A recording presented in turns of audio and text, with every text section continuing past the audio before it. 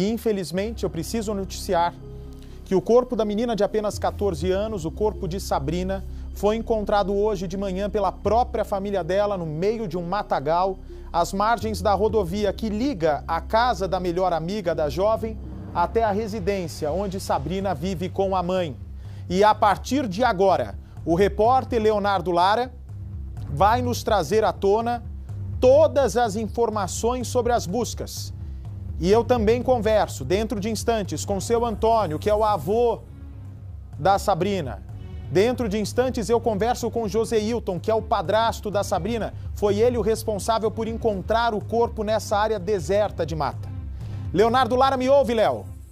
Olá, Bate, boa tarde. Ouço sim. Por favor, as informações sobre o local onde estava o corpo, as condições em que estava o corpo da Sabrina, menina desaparecida desde sábado, Léo. Olha, Bate, esse local onde o corpo foi encontrado fica a poucos metros da estrada que liga a casa da amiguinha, a casa do Lagoa, de onde a garota saiu, da residência da família. Só que tem um penhasco que liga a estrada até esse ponto. Portanto, para chegar até o local onde estava o corpo, é preciso acessar uma trilha. E aí vem o primeiro detalhe. Apenas quem conhece bem essa região poderia saber que neste local seria possível esconder um corpo sem ser notado. E outro detalhe, Bate, para chegar até lá, certamente a Sabrina foi andando, sendo levada pelo seu assassino, porque não teria como alguém carregar um corpo por toda essa distância em meio a um terreno tão difícil. Então, hoje pela manhã, por volta de 6 horas, os parentes já começaram as buscas pelo corpo, depois que ontem à noite eles encontraram o chinelo da menina nesse matagal. O padrasto, os tios, amigos, vizinhos se dividiram em vários grupos até que o padrasto chegou nesse local. O cheiro já era muito forte, encontrou a menina caída de bruço um pouco de lado.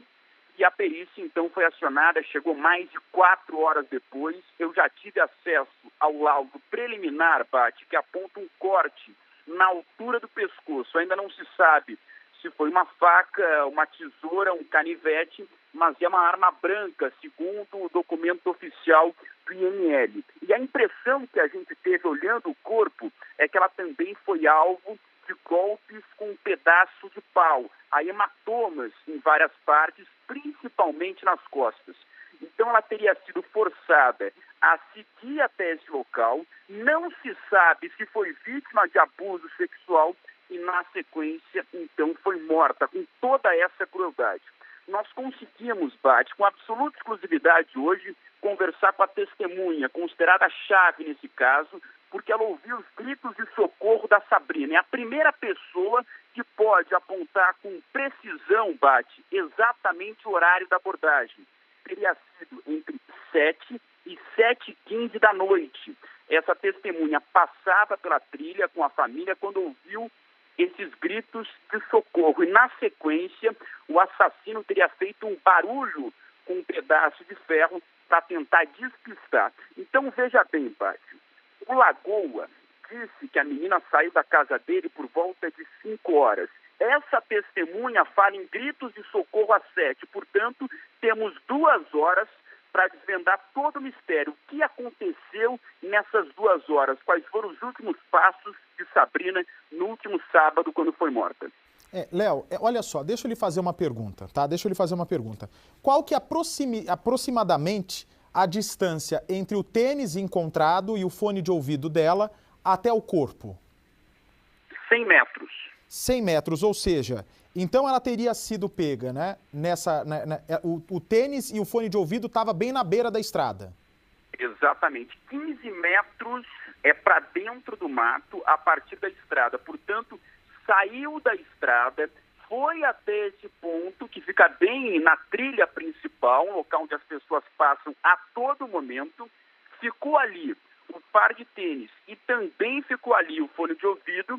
E depois, sim, eles entraram nessa trilha que a imagem mostra nesse momento, que é se afastando do local por onde as pessoas passam normalmente. Então, ali a pessoa tinha toda a privacidade, digamos assim, para cometer o crime, até porque já era noite e não há qualquer iluminação nessa área verde, Bate. Na imagem também mostra um facão. Enquanto você conversava com o padrasto, o seu cinegrafista, o Fininho, ele mostra um facão. Não sei se o Edu consegue... aí, perfeito. Edu é o nosso mestre. Tá aí, olha. Facão, Bate, que facão é esse? O próprio padrasto usou para poder abrir caminho em meio à mata. Exatamente. Esse facão aí é do padrasto. Ele usou para ir abrindo o caminho na mata para poder encontrar isso hoje pela manhã, já nas primeiras horas. Quando amanheceu, eles já foram para a área verde porque tinham certeza que ela estaria ali.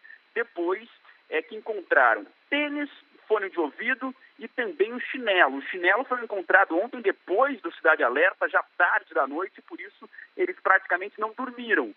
Queriam voltar ao local hoje cedo, antes da chegada da polícia, porque tinham pressa. Queriam ter certeza se não encontrariam a Sabrina nesse local, o que infelizmente aconteceu antes das 7 horas da manhã, Bate. E o chinelo estava onde?